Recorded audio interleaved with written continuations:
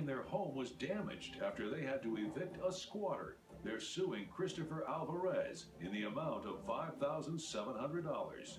Mr. Alvarez claims he was wrongfully evicted and didn't have time to clean up before moving. How did this whole thing unravel?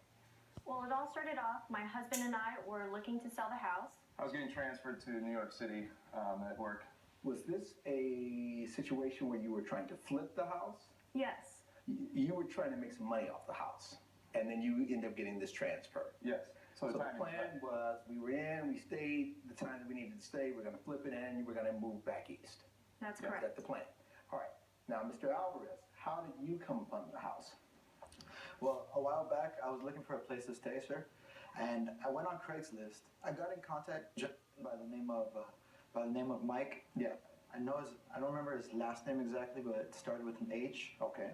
And we started talking, and he showed me a place that I really liked, and everything started going fairly quickly. And within the next week and a half or so, I ended up getting the keys to the place And this is the place that belongs to the Schaefer. That's correct. Yes, sir. Do you know who this gentleman, Mike? Your Honor, we don't know Michael H., and we're not sure he even exists. We think it's very possible that Mr. Alvarez has made up this story. That's a lie. This has been a 6-month process at this point. You never had any interaction with the Schaefers?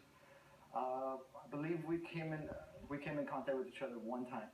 Okay. And that was the first time that I found out. How long had you been in the house before you came in contact with them? A little over about a month, sir. All right. Did Mr. Alvarez have a key to the house? Yes. He did. It was, when we met, it was about a month into his stay there. Because you said you don't believe that this Mike person exists. Well, who would he get the key Right from? now, we have hired a private investigator. There have been previous incidences of homeowners being scammed very similarly to this, where someone will be looking for a house that is either on the market or about to be on the market, or the owners are out of town. You're saying that Mr. Alvarez was scammed. Because the way you said it, Mr. Schaefer, you made it seem like Mr. Alvarez was in fact the scammer. We don't know. We are planning on pursuing I this. didn't scam nobody. Coming up on America's Court. When I got that, I thought that was a complete joke, because, I've never heard about that. Joke, because by this point, you know that they're saying you're in our house. Closed captioning provides. Of anything showing that you had a legal right to be there? Yes, I do, sir. Show me. Do you all have anything that I can look at Yes, to establish that you're arrested? Because you're accusing Mr. Alvarez of being a squatter. Yes, and when it comes down to it, what we're here to get justice for is the damage that he did to the property while he was squatting, and we have photos of that damage in our evidence folder. Tiffany Thomas, this is what Mr. Alvarez provided? That's the defendant's, yes. All right, this is a full lease with the exact, it's the same address, right? Yes. On Plummer?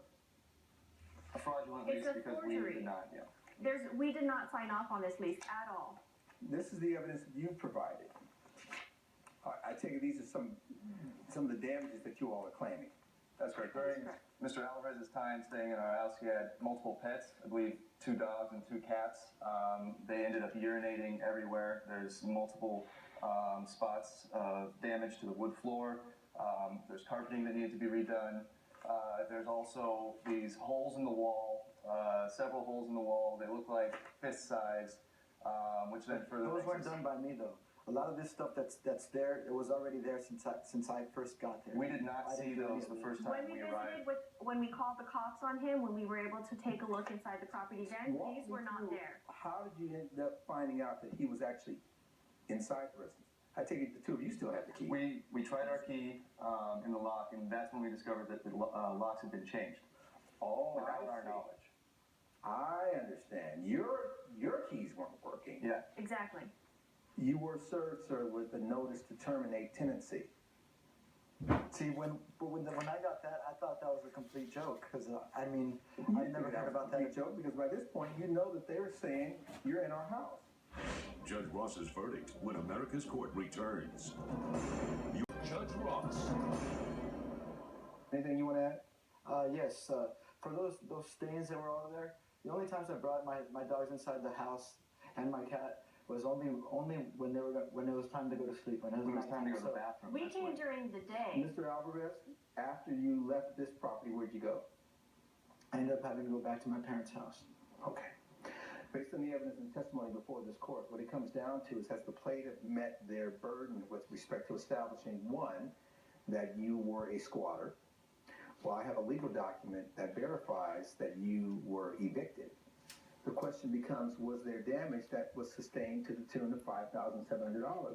I believe there was. Therefore, you will pay the Schaefers $5,700. And that is the order. Case closed. All right. Judge Ross has ruled in favor of the plaintiffs. The defendant has been ordered to pay $5,700. Thankfully, Judge Ross ruled in our favor and awarded us the money to pay for the damages done to our home. I didn't cause any damages to property, so I should not have to pay.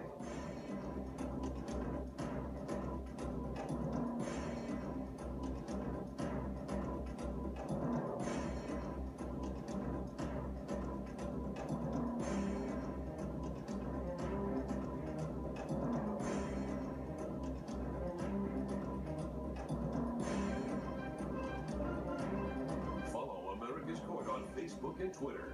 This has been a production of Entertainment Studios.